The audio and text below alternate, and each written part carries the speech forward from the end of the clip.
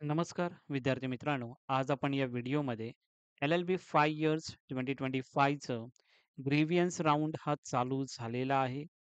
तो कशा पद्धतीने फॉर्म एडिटिंग करायचं आहे, त्याची संपूर्ण माहिती तुम्हाला या व्हिडिओमध्ये मी सांगणार आहे. ज्या विद्यार्थ्यांचं नॉट कन्सिडरिंग कॅन्डिडेट लिस्टमध्ये ज्या विद्यार्थ्यांचं नाव आहे, ती लिस्ट कशा पद्धतीने दिसते? तो अशा पद्धतीने दिसत आहे. या लिस्टमध्ये ज्या विद्यार्थ्यांचं नाव आहे, त्या विद्यार्थ्यांनी डॉक्युमेंट कशा पद्धतीने अपलोड करायचे आहेत. डॉक्युमेंट ऑलरेडी रिजेक्ट जर झाला असेल, तर तो डॉक्युमेंट डिलीट कसा करायचा आहे. त्यानंतर परत एकदा अपलोड कसं करायचं आहे, त्याची सर्व माहिती तुम्हाला या व्हिडिओमध्ये मी सांगणार आहे. खूप विद्यार्थ्यांचा प्रश्न येत होता, की सर याबाबतीत थोडीफार व्हिडिओ बनवा जेणेकरून तुमचे डाउट्स क्लिअर होतील. सो त्यासाठीच हा व्हिडिओ ग्रीव्हियन्स राउंड जो आहे त्यासाठीच हा आपण बनवलेला आहे. पहिले आपण त्याची डेट बघूया. कोणत्या डेटपर्यंत तुम्ही फॉर्म एडिट करू शकता, डॉक्युमेंट्स अपलोड करू शकता आणि त्यानंतर मग तुमचं फायनल मेरिट लिस्टमध्ये नाव येणार आहे. त्याची जी डेट आहे, जी डेट यामध्ये तुम्हाला दिलेली आहे मी. Resolving grievance alphabetical list, candidate edit the application form आणि अपलोड द रिक्वायर्ड डॉक्युमेंट्स कशा पद्धतीने करायचं आहे, त्याची माहिती तुम्हाला यामध्ये मी देणारच आहे. आणि ते कधी करायचं आहे, आजपासून ही डेट चालू झालेली आहे. ते 27 जुलै 2025 पर्यंत ही डेट तुमची राहणार आहे. आणि त्यानंतर मग तुमची फायनल मेरिट लिस्ट ही पब्लिश होणार आहे. आता आपण बघूया कशा पद्धतीने तुम्ही अपलोड करू शकता डॉक्युमेंट्स, फॉर्म कशा पद्धतीने एडिट करू शकता, त्याची माहिती आता आपण बघूया. त्या अगोदर तुम्ही जर चॅनलला नवीन असाल, तर नक्की चॅनलला सबस्क्राईब करा, व्हिडिओ लाईक करा. कारण की अशाच पद्धतीच्या व्हिडिओज हे तुमच्यापर्यंत मी घेऊन येत असतो. तर आपण डायरेक्टली जे लिस्ट जे आपण बघितलेले अल्फाबेटिकल लिस्ट वगैरे, या सर्व लिस्ट ओपन झालेल्या आहेत याच्यामध्ये. आपण मेन वेबसाईटला आलो आहोत. त्यानंतर तुम्हाला इथे कॅन्डिडेट लॉगिन यावरती तुम्हाला क्लिक करायचं आहे. त्यावरती क्लिक केल्याच्या नंतर तुमचा ईमेल आयडी, पासवर्ड जो आहे तो तुम्हाला मेन्शन करायचा आहे आणि साइन इन या बटनवरती तुम्हाला क्लिक करायचं आहे. क्लिक केल्याच्या नंतर जी तुमची स्टेप 2 आहे म्हणजेच लॉगिन केल्याच्या नंतर अशी विंडो तुमच्यापर्यंत ओपन होत असते. त्यामध्ये तुम्हाला यामध्ये लिहिलेलं आहे, round 1 alphabetical list has been published. Please check your all information like CET roll number, percentile, qualification details. Grievance editing will be available as per the schedule given on website. जसं की तुम्हाला मी 27 तारखेपर्यंत आजपासून जी डेट चालू झालेली आहे, ते 27 तारखेपर्यंत तुम्ही फॉर्म एडिटिंग करू शकता. त्यानंतर तुम्हाला काय करायचं, if you want change anything, then you can change. Unlock your form if it is lock. Lock असेल तर तुम्हाला अनलॉक करायचं आहे आणि unlock application form link is given in your login. So जी प्रोसेस तुम्हाला सांगितल्या त्या पद्धतीने तुम्ही लॉग इन कराल. लॉग इन केल्याच्या नंतर तुम्हाला स्टेप 3 मध्ये तुमचा जो असणार आहे ॲप्लिकेशन फॉर्म हा कन्फर्म असेल आणि डॉक्युमेंट हा तुमचा असणार आहे पार्शियली व्हेरिफाय. कारण की खालती जे रिझन आहे त्यामुळे तुमचे डॉक्युमेंट्स हे तुम्ही अपलोड केलेले नाहीयेत म्हणून त्यासाठी ते पेंडिंग दाखवत आहे. म्हणजेच काय तर पार्शियली व्हेरिफाय आणि या स्टुडंटचे नाव not consider in merit list यामध्ये नाव आलेलं आहे. सो यामध्ये तुम्हाला काय करायचं आहे, यामध्ये क्वेशन काय दिले, digital sign not verify, kindly upload digital verified document. NCL आहे ते 31 मार्च 2026 पर्यंत तुम्हाला ती एन-सी-एलची सर्टिफिकेट पाहिजे किंवा रिसिप्ट जर तुम्ही अपलोड करत असाल, तर ती रिसिप्ट असली पाहिजे. अशा पद्धतीने बरेच तुमच्याकडे असे डिस्क्रिपन्सी असणार आहे डॉक्युमेंट्समध्ये. काहींचं डॉक्युमेंटमध्ये फोटो अपलोड केला नसेल, सिग्नेचर अपलोड केला नसेल. अशा पद्धतीचे तुम्हाला यामध्ये एरर दिसणार आहेत. आता ते तुम्हाला कशा पद्धतीने करायचं आहे, आता ही जी तुम्हाला दिलेलं आहे जे काही डिस्क्रिपन्सी आलेले आहे, ते तुम्हाला चेंजेस करायचे आहेत.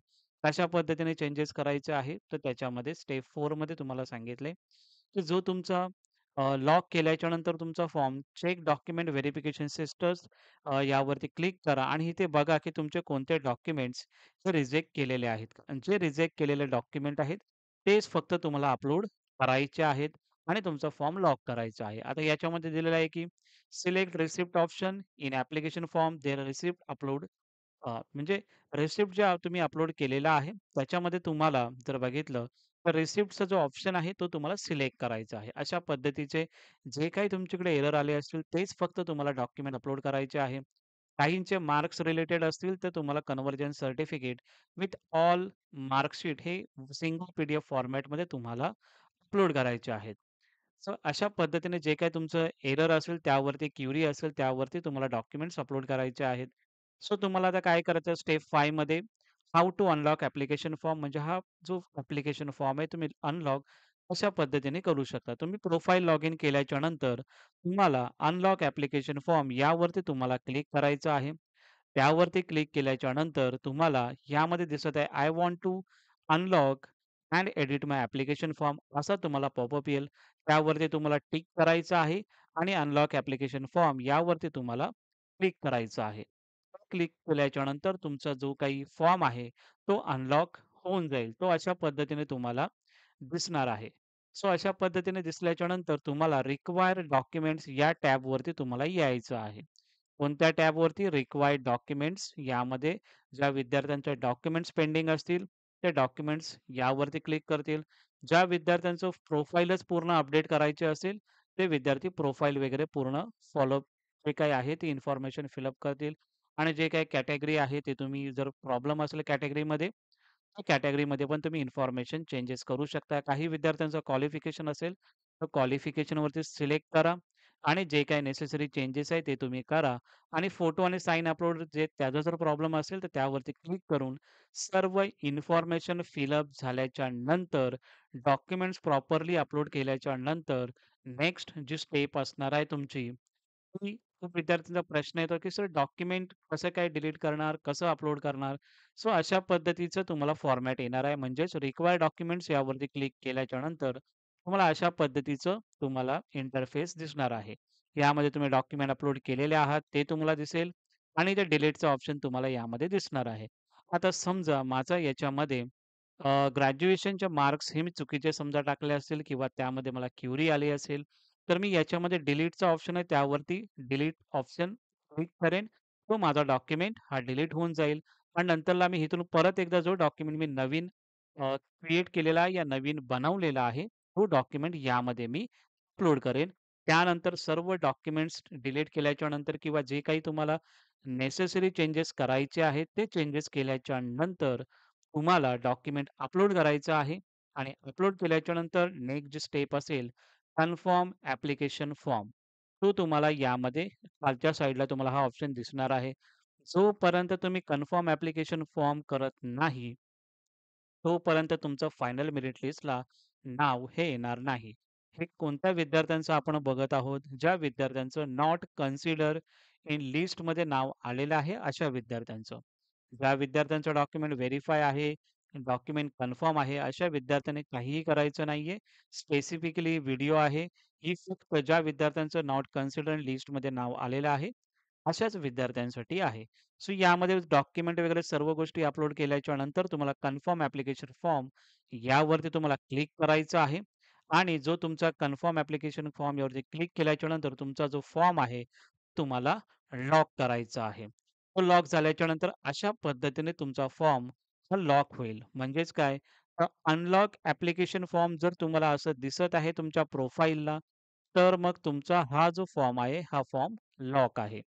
आणि जर याच्यामध्ये जर वेगळा ऑप्शन जर दिसत असेल, तर समजायचं तुमचा फॉर्म हा लॉक नाही आहे. सो अनलॉक ॲप्लिकेशन फॉर्म म्हणजेच तुमचा फॉर्म हा लॉक आहे. अनदर ऑप्शन काही असेल तिथे, तर तुम्हाला तो फॉर्म लॉक करावा लागेल आणि नंतरला मग तुमचे 30 फायनल मेरिट लिस्टला तुमचं नाव हे येऊन जाईल.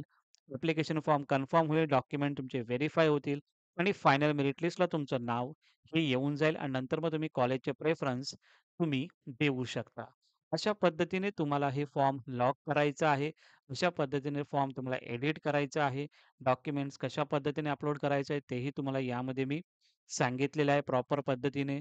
काहीही डाऊट असेल तर नक्की कमेंट सेक्शनला विचारा. नक्की आन्सर देण्याचा मी तुम्हाला प्रयत्न करेन. हा व्हिडिओ जर तुम्हाला आवडला असेल तर नक्की लाईक करा, शेअर करा. हा तुमचा चॅनल आहे तर डेफिनेटली याला सबस्क्राईब करा आणि ही बेल आयकॉन आहे त्याला प्रेस करा जेणेकरून नवीन व्हिडिओज जे आपण क्रिएट करू ते तुमच्यापर्यंत लगेच पोहोचतील. Thank you so much.